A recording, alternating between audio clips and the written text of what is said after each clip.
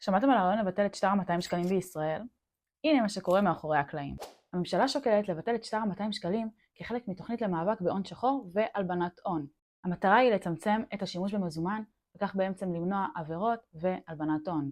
מעבר לזה שפעולה זו גם עשויה להגדיל את המיסים של מדינת ישראל, ובכך להגדיל את קופת המדינה. מה גם שצעד זה מוביל אותנו בדרך לתוכנית של בעצם מעבר לתשלום דיגיטלי. תוכנית שהמדינה מאוד רוצה לממש כדי לעקוב אחרי ההכנסות וההוצאות של האנשים, ובכך בעצם למנוע הלבנת הון והכסף השחור. מנגד, בנק ישראל טוען שמדובר בחוסר צידוק מקצועי.